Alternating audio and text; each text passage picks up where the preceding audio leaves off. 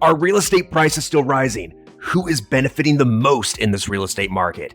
What is the most common question that people ask me? And why did I not do an August 2023 update? Well, let's find out. It's the September 2023 Sacramento real estate market update. Let's go. So I'm going to start off again with Mortgage News Daily, just show the average national rate for a conventional mortgage, 7.5%. I'm not a loan officer, so I like to show this, but if you are looking for a loan, reach out to me because I have lenders who get wholesale rates and they'll be below that. They are below that right now. And then you see some little data here like new home sales at 5 months low, still much higher year over year. Those are brand new construction homes.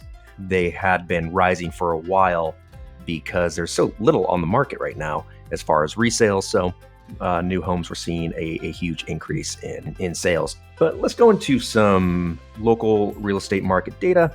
Now you see this graph here begins with Sacramento County on homes quarter acre or smaller to keep things uniform. I work in lots of different counties, but I like to keep this particular piece of data very uniform month over month. And Sacramento tends to be a really uniform county as far as size of lot and features for landscape, things like that.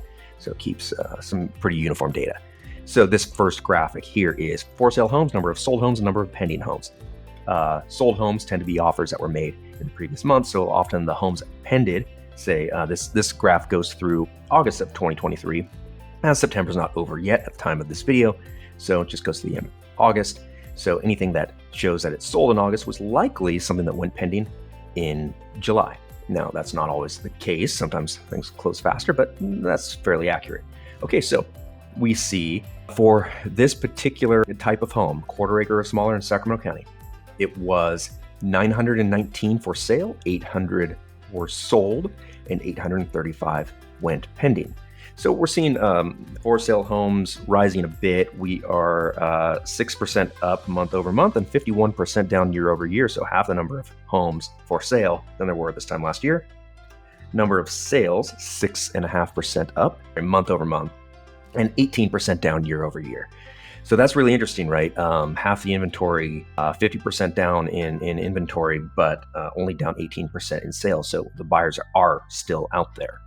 And then number of pending sales is up 8% month over month and 21% down year over year. So not bad considering that there's half the inventory out there. Okay, so let's go down to this next one here. I like this one for figuring out your average price of a home. So you look at comparables and, maybe up and over under 200 square feet, 250, maybe 300 square feet, see where you're at with dollar per square foot. If you're an average kind of looking home right in the middle, it could be fine. If you need a lot of updating and fixing up, then you want to be lower than that. If you're really well updated, maybe you're higher than that. It's a good generic way to kind of look at it, a very quick look type of thing. So here we are, dollars per square foot. You see way down here on the left at the peak, 356 a foot was the average, then dropped down to its lowest in around the holiday season. And that's very normal, pretty typical year every year that the market slows down during that time. And then it starts rising again. We're seeing a little bit of an early downward trend. I suspect that we're probably going to see somewhat of a stabilization in September of that number, but it could still be dropping a little all the way to the end of this year. And normally when we get into early the following year, we start to see that number rise again. Next, we have percentage over or under whether a house sold at the list price, 100% of the list price. So list prices tend to be pretty accurate at the moment, whereas during the peak, 103%, then it dipped below 95 to 94% or so. Then consecutive days on market. So the number of consecutive days a home is on the market at 22 days. It's up a little bit over the previous month there, not dramatically. And that's a pretty normal number. Of course, many homes will sell in less than 22 days and others will sell in longer than 22 days. Next is a number or a graph. I just like it when these two lines are moving together. That means it's not really a confused market. It's the average sales price of a home for homes that have sold, that's the red line, and the average price of homes for sale in the green line. So when they're moving together, it tends to show that the market for pricing and actual sales isn't confused. People are pricing correctly. And this last one here is inventory. I've talked about this before. This is why Home prices have been so stable, even rising for most of this year. Inventory is low. There's 1.1 months worth of inventory. That means if no homes went on the market today, in 1.1 months, maybe a month and a few days, all the homes would be gone. And that is very, very low inventory. Even when the market was dropping because of all the excess inventory and rising rates, 2.3 months of inventory is actually considered low inventory. So there's all that information. Now let's talk about what this all means. So there you have it. Are prices still rising? That's questionable. This time of year, we usually see those dips. We saw it trending lower earlier than we normally see. So we'll see, but a lot of that has to do with interest rates continue to rise. They've been fairly stubborn along with inflation. The inflation numbers that have been coming out is not falling as fast as they would like to see. So the Fed, for their base rate, is going to stay up for longer, even though they've committed to not raising their rate this last time around. They are predicting that they will be the same rate or maybe a little bit higher all the way through 2024, and that's consistent with what I think. I've heard several people in the real estate industry say that they were thinking interest rates are going to drop somewhere around mid-2024. I think they're going to stay elevated through 2024. And I think the 7% or so is going to be the new normal. And if people are waiting for even 5%, you might be waiting for a long time. And I don't know if you're ever going to see it in the 4s ever again. In fact, I'm counting on for my entire life, I will never see below 5% interest rates. And that is quite a possibility when you look at the history of interest rates and how interest rates have reacted and come down after an inflationary period. It takes a long, long time. So I'd say that some people sit on the sidelines of buying homes waiting for interest rates to go down, but I caution you because inflation is normal. We have annual inflation. Every year, deflationary periods are really uncommon. And what's more likely to happen is you still see prices rising for a bit. Plus, another thing that we've seen is even as interest rates have dipped, like over the summer or late spring, they got up to something like 6.5%, and then they dropped down to 6%. Then we saw a huge buying flurry. So what that did was it caused prices to rise more. So there's kind of two types of people when it comes to if you're in the position to buy a home. Are you more rate focused or are you more price focused? But I think what you're going to see again is if you do wait for a lower price, I think you're looking at a higher interest rate.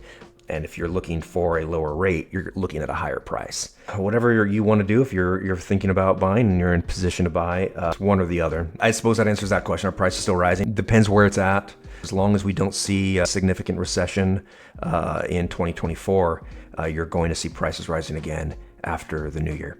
Who does this market benefit the most? Cash buyers. Sometimes people think like cash buyers are great. If you're a seller, you love a cash buyer, don't have to have an appraisal or a loan contingency.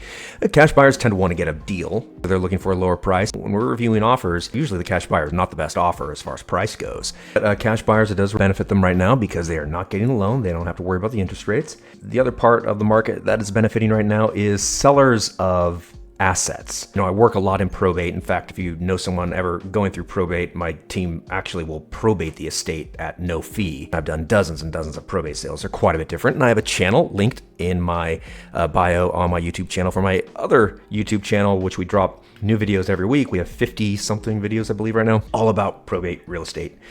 Can talk about that up and down. It's more complex than regular real estate sales. That's a family asset, heirs selling those or rental properties, and people in that position are benefiting right now. One, there's low inventories. Home prices are very stable right now, but they are sellers who are not looking for a new residence. And it is the number one thing that potential sellers are saying to me right now, that they need to sell their home to make a new purchase, but they don't see anything on the market that they want. And whenever they do see something on the market they want, they're not ready to sell. Now, I do have a strategy for that. If you are in that position, reach out to me because I do have a multi-step strategy that will help with that. So you are in a better position to buy in that case and to move. The number one question I get, if I go to an event or a party, and I just went to a charity event for women's empowerment the other night, and thank you to my friend Sylvia for the invite on that. It was a fantastic event benefiting women in horrible, horrible situations, homeless women, and helping them with job training and a place to live and just getting restarted in life, establishing a bank account, building your credit score. So look up Women's Empowerment. And they in Sacramento, they're a fantastic organization.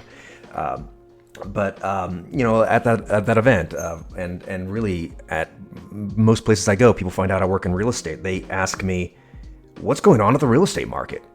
Or, explain this to me. It seems really weird. And the best way I can explain it is simply like, rates started rising. Sellers don't want to sell because they have a low interest rate or they can't find something that they really want to move into. So they end up not selling. So we're just in this vicious cycle of a market where home prices remain elevated, and I think they will remain elevated in the absence of a recession. And people don't want to make that move because they'll have a higher rate once they sell their house or they can't find another house to move into. So vicious little cycle there. And I think that doesn't get cured without a fairly long amount of time and interest rates slowly coming down, or some kind of a serious recession. And unfortunately, if you are hoping for prices in real estate to come down significantly again, it will take interest rates going a lot higher, and or a significant recession in which the person wishing for those home prices to fall may actually lose their job or income. So it negates their ability to actually make that purchase. So it's not really something I would hope for. And let's see, why did I not do an August update? I'm sorry. It actually takes a little bit of time and editing and video transfer time and all that to put these together. I was very, very busy in August. I tend to list quite a few properties. Regular ones, this great one in Carmichael that sold, beautiful home, a home in Modesto, a home in Fair Oaks, a home in Placerville. Where else? Anyways, and I do have some buyers in escrow as well, but I most of my business is through listings, and about half of it is the probate field, which is quite interesting. I get to take trips to courthouses and stuff like that, and hunt down documents that a lot of agents have never even heard of.